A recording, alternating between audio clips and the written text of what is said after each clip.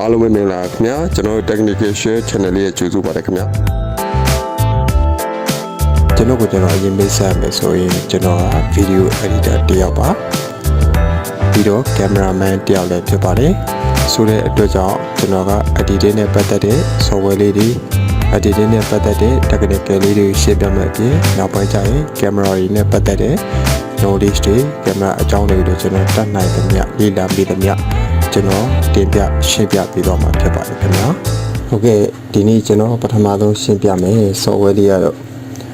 Surplus Talk Wire Edge Display Agent ဆိုတဲ့ software လေးအကြောင်းဖြစ်ပါတယ်ဒီ software လေးက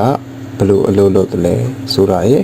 ဒီ software လေးကိုကွန်ပျူတာနဲ့ဘယ်လိုချိတ်ဆက်အသုံးပြုလဲဆိုတာကိုအရင်ရှင်းပြပေးမှာဖြစ်ပါတယ်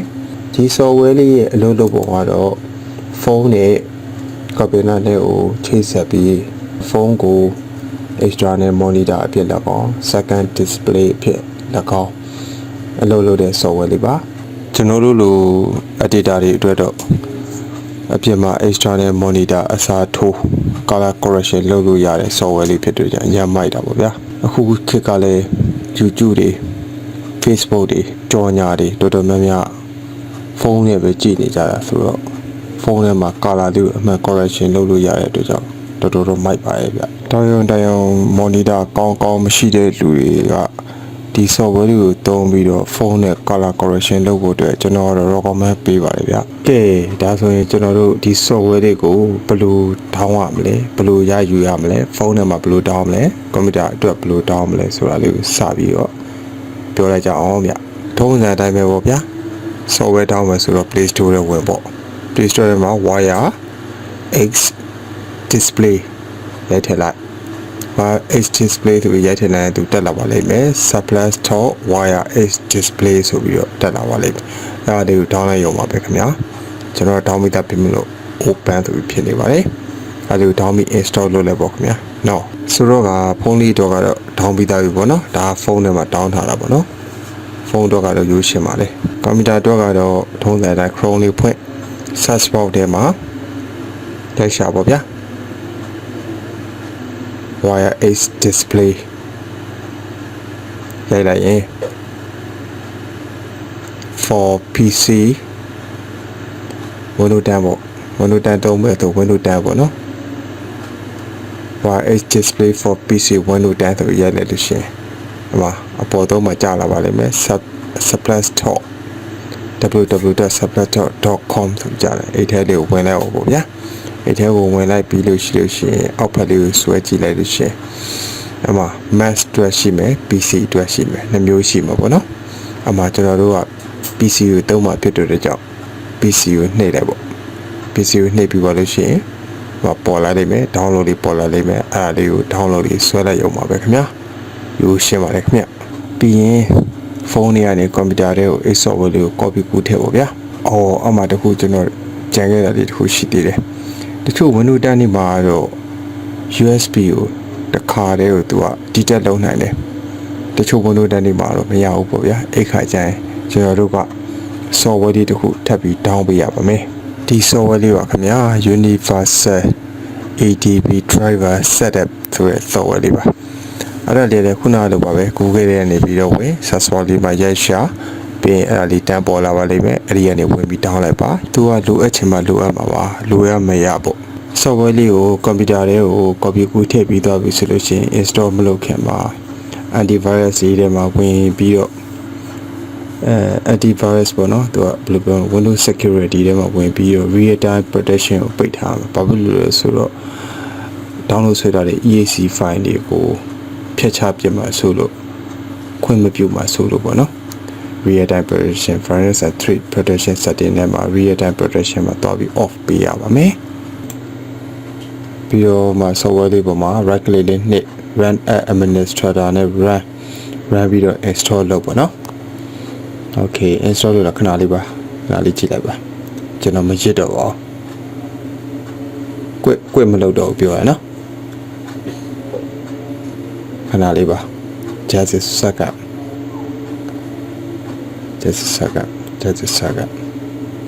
ခဏလေးပါခင်ဗျာခဏလေးပါ နာလေးပါခဏလေးပါအေးနည်းနည်းတော့ကြာသွားတာဟာ sorry ပါခင်ဗျာ okay ပြီးသွားပြီပေါ့နော်ပြီးသွားပြီဆိုရင်ဒီလိုမျိုးလေးတက်လာပါလိမ့်မယ်အမှ resolution မှာ high ရွေးထားတာကောင်းပါလေ height တွေရွေးထားလိုက်တော့ကောင်းပါလေဖုန်းတော့မှာ resolution နဲ့မြင့်မြင့်နေမြင်ရတာပေါ့ set resolution ဆိုလို့ရှိရင်တော့ဒါပြဿနာမရှိပါဘူးအဓိကဖုန်းနံပါတ်ပေါ်မှာ resolution high ထားရတဲ့ advanced ထဲမှာဘာမှမရှိပါဘူးဘာမှလုပ်ပေးရလည်းမလိုပါဘူးခင်ဗျာပြီးလို့ရှိရင်ကျွန်တော်ကတော့အဲ့ခုနကကျွန်တော်ပြောတဲ့ external software လေးကိုပဲ install လုပ်ပါတယ်မလုပ်လဲရပါတယ်မလုပ်ဘဲနဲ့ဒီတိုင်းလေး run ကြည့်ပါတကယ်လို့ဒီတက်မိတယ်ဆိုရင်အဲ့ software ကိုလုပ်ဆရာမလိုပါဘူးခင်ဗျာဟုတ်ကဲ့အခု software လေး install လုပ်ပြီးသွားပြီဆိုတော့ဖုန်းလေးနဲ့ဘယ်လိုစပြီးချိန်ကြမလဲဆိုတော့ပြောပြပါမယ်နော်ဖုန်းနဲ့ကွန်ပျူတာနဲ့ကိုချိန်တော့မယ်ဆိုလို့ရှိရင် developer option ထဲမှာ USB debugging on ထားပေးဖို့လိုပါတယ်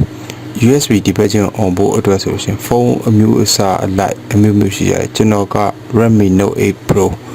မီနဲ့လုပ်ထားပြီးကျွန်တော်မီလေးနဲ့ကျွန်တော်ရှင်းပြပေးပါမယ်နော်ပထမဆုံး setting နဲ့ဝင်လိုက်တယ်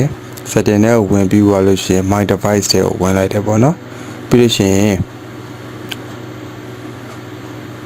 OSPAD တွေကိုဝင်လိုက်တယ်ပြီး MIUI version မှာ9ခေါက်နှိပ်ရမယ်ပေါ့ဗျာ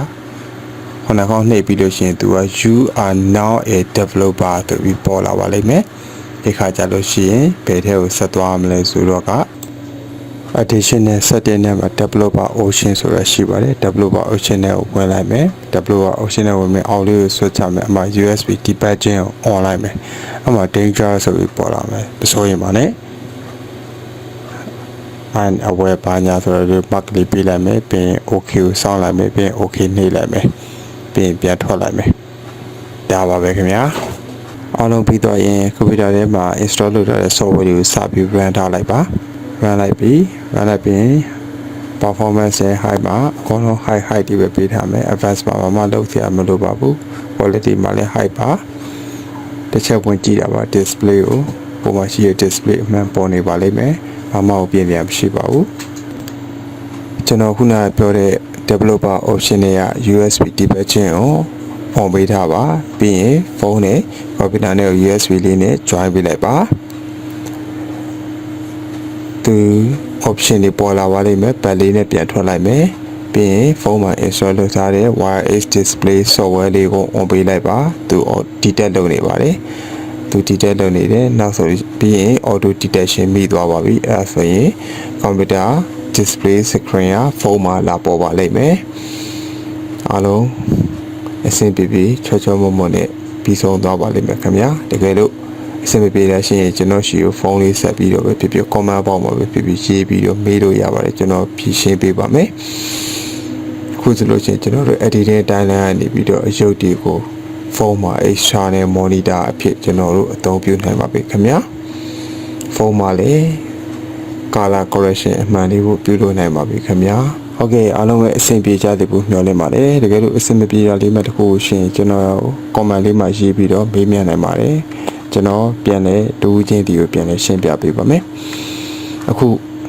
ကျွန်တော် recording လုပ်တဲ့ mic လေးကတော့ mic မဟုတ်ပါဘူးခင်ဗျာကျွန်တော်ဖုန်းနဲ့ပဲလုပ်ထားခြင်းဖြစ်ပါတယ်ဖုန်းနဲ့ပဲကွန်ပျူတာကိုချိတ်ဆက်ပြီးတော့ဖုန်းနဲ့ပဲအသံဖမ်းလာခြင်းဖြစ်ပါတယ်ဖုန်းကို recording mic အဖြစ်သုံးထားခြင်းဖြစ်ပါတယ်နောက်ဗီဒီယိုမှာကျွန်တော်ဘယ်လိုသုံးရလဲဆိုတာလေးကိုအဲ့ဒီအကြောင်းလေးကိုဆက်လက်ရှင်းပြပေးပါမယ်ခင်ဗျာ